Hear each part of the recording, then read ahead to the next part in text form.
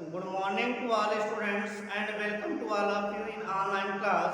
Students, as you know that in the last session I had studied the fun they had, but the question answer of the fun they had I will send you in a pic before this video. You have to write it on your notebook. After that, watch this video and understand the second chapter of the book Behind. The second chapter is the sound of music. Today I will teach you part 1 related to Evelyn Glennie, who is not Evelyn Glennie, that was a dumb girl. So students, first of all, we will explain this chapter part 1. Evelyn Glennie listened to sound without hearing it. After that, the next part, Bismillah Khan. So students, pay attention, listen carefully. The explanation of the chapter, the sound of music. Rush for crowd jostle for position of the groundyard train platform. Jostle means push roughly यानी धीरे से धक्का देना. तो क्या है रस our crowd यानी भीड़ थी एक जगह. जॉसल फॉर पोजीशन अपनी पोजीशन बनाने के लिए लोग एक दूसरे को धक्का दे रहे थे, यानी अपने लिए जगह बनाने के लिए लोग एक दूसरे को धक्का दे रहे थे. On the underground train platform, कहाँ पर धक्का दे रहे थे? ट्रेन का प्लेटफॉर्म था जो कि अंडरग्राउंड था, वहाँ पर जगह कम होने की वजह से भीड़ ज़्यादा थी. लोग अपने आप को सुरक्षित करने के लिए, अपनी जगह बनाने के लिए एक दूसरे को धक्का दे रहे थे. उन्हीं में क्या हुआ? Light girl looking younger than her 17 year, उन्हीं में एक 17 ईयर की लड़की थी जो कि वहीं दिख रही थी. वाज नर्वस एट एक्साइटेड, वो नर्वस थी, एक्साइटेड थी. As she felt the vibration of the approaching train, जैसे ही ट्रेन के आने की वाइब्रेशन वो महसूस कर रही थी, वो एक्साइट हो रही थी. It was her first day at the prestigious royal academy of music in London. वो उसका फर्स्ट डे था, पहला दिन था. At the prestigious royal academy of music in London, London में एक बड़ा ही प्रतिष्ठित एकेडमी था, म्यूजिक एकेडमी था, वहीं पर वो जा रही थी. And doubting enough for any teenager from the Scottish form, एक स्कॉट की होने वाली लड़की, स्कॉटिश लड़की जो थी वो टीन एजर वहाँ पर बड़ा ही डाउटिंग, फ्राइटनिंग महसूस कर रही थी, डर जैसी रही. But this aspiring musician faced a bigger challenge, लेकिन म्यूजिक सीखने का उसके पास बड़ा ही चैलेंज था, बड़ा ही उसने मुसीबतों का सामना किया म्यूजिक सीखने के लिए. Then most she was profoundly deep, जैसे कि वो लड़की डीप थी, यानी उसको लड़की को सुनाई नहीं देता था. Evelyn Glennie's loss of hearing had been gradual.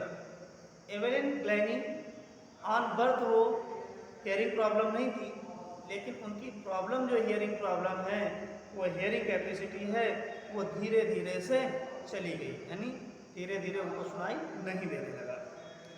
Her mother remembers noticing something was wrong when the 8-year-old Evelyn was waiting to play the piano. ये उस समय की बात है जब वो लड़की केवल 8 साल की थी और पियानो बजाने के लिए इंतज़ार कर रही थी. तभी उसके साथ उसकी मदर ने नोटिस किया कि उसके साथ कुछ ऐसा हुआ. तभी से उसकी जो हियरिंग की प्रॉब्लम है वो धीरे धीरे से बढ़ती गई, सुनाई नहीं देने लगा, और धीरे धीरे से एक दिन ऐसा हुआ कि पूरी तरह से सुनाई देना बंद हो गया. They called her name and she did not. वो पियानो बजा रही थी, उनकी मदर ने उसे बुलाया, लेकिन उसने बिल्कुल भी ध्यान नहीं दिया, बिल्कुल भी नहीं मुड़ी, इधर उधर मूव तक नहीं हुई। I suddenly realise she had not heard. उनकी मदर ने सोचा कि हो सकता है इसने ना सुना हो। सेज इसाबेल ग्लैनी, ये बात उनकी जो मदर है इसाबेल ग्लैनी, वो बताती हैं इवेलिन ग्लैनी के बारे में। इवेलिन ग्लैनी इसाबेल ग्लैनी की बेटी है, जिसको सुनाई नहीं देता, हियरिंग प्रॉब्लम इसी लड़की को।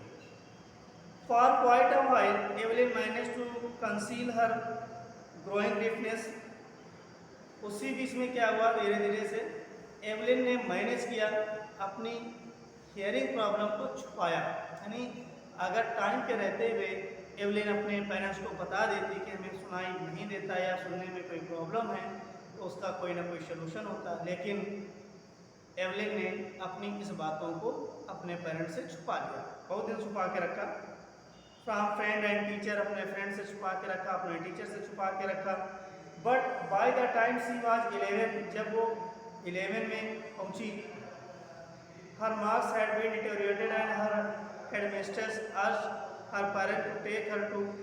तब उनकी टीचर ने, जब क्लास 11 में पहुंची, उसके मार्क्स कम हुए, उनके टीचर ने बताया कि इसे किसी स्पेशलिस्ट को दिखाइए। It was then discovered that, तब दिखाया गया, तब उन्हें मालूम हुआ her hearing was severely impaired as a result of gradually nerve damage. उसकी नर्व डैमेज हो गई थी, कोई ना कोई वेन्स डैमेज हो गई थी, जिससे सुना जाता है, सुनाई देने वाली भी कोई वेन्स है, वो इम्पेयर्ड हो गई थी, डैमेज हो चुकी थी। दे वर एडवाइज दैट, उनको ये एडवाइस दी गई, she should be fitted with hearing ads, उसे हेयरिंग एड्स दिए जाएं। हेयरिंग एड का मतलब देखा होगा कि कुछ लोग सुनने की मशीन लगाते हैं, तो डॉक्टर ने उनके लिए भी यही सलाह दी। And sent to a school for the deaf, और उन्हें डीफ लोगों के स्कूल में भेजा जाए। Everything suddenly looked black says Evelyn. Evelyn ने कहा अचानक से ऐसा हुआ कि सब कुछ उसका कैसा हो गया, ब्लैक हो गया। ब्लैक का मतलब कुछ भी उसे सुनाई देने नहीं लगा। But Evelyn was not going to give up, she was determined to lead a normal life and pursue her interest in music. लेकिन एवलिन भी इन सब चीज़ों को छोड़ने वाली नहीं थी, उसने डिटरमाइन कर लिया था कि मुझे म्यूजिक सीखना ही सीखना है। One day she noticed a girl playing a xylophone and decided that she wanted to play it too. एक दिन एवलिन ने सुना, महसूस किया कि कोई एक लड़की जाइलोफोन बजा रही थी, उसने भी निश्चय किया कि हम भी ये बजाना चाहते हैं। Most of the teacher discouraged her, बहुत से टीचर ऐसे भी थे एवलिन के जो उसे डिस्करेज करते थे। But percussionist Ron Fox spotted her potential, लेकिन एक टीचर थी रॉन फॉक्स, उसने इनके पोटेंशियल को समझा, यानी इनकी क्षमताओं को, एवलिन की क्षमताओं को समझा, और क्या किया, he began by turning to large drum to different notes. उन्होंने दो बड़े बड़े से छोटे बड़े ड्रम रखे, उनमें डिफरेंट डिफरेंट नोट्स के थे drum. Don't listen through your ear, he would say, try to sense it some other way, says Evelyn. Suddenly I realised I could feel the higher drum from the waist and the lower drum from the waist down. Teacher ने उसकी ये बताया Ron fox ने कि आप अपने कानों से सुनने की, ये जो नोट्स बज रहे हैं ड्रम के, इनको कानों से सुनने की कोशिश मत करिए, कानों को छोड़ के किसी और बॉडी पार्ट से इनको महसूस करने की कोशिश करिए। एवलिन ने क्या किया, जो उनका वेस्ट पार्ट था, उस वेस्ट पार्ट से हायर ड्रम की बीट को सुना, महसूस किया, और lower one of the waist down से लोअर ड्रम की बीट को महसूस किया। Fox repeated the exercise, Fox ने इस एक्सरसाइज को रिपीट करते रहे। And soon Evelyn discover that, Evelyn को शीघ्र ही ये पता चल गया, she could sense certain notes in different parts of her body, कि वो डिफरेंट डिफरेंट इंस्ट्रूमेंट के नोट्स को बॉडी के डिफरेंट डिफरेंट पार्ट से महसूस किया जा सकता है। I had learned to open my mind and body to sound and vibration. The rest was sheer determination and hard work. उसने सोचा कि इस नोट्स को यानी ये जो तरीका था बॉडी के में म्यूजिक को महसूस करने का, उनके वाइब्रेशन को महसूस करने का, इसी को में उसने डिटर्मिनेशन किया और हार्डवर्क किया, सब कुछ उसका सेट हो गया। She never look back from the point onward, तब से उसने म्यूजिक के बारे में पीछे हटकर नहीं देखा, यानी उसी में प्रैक्टिस करती गई और एवलिन आगे बढ़ती गई।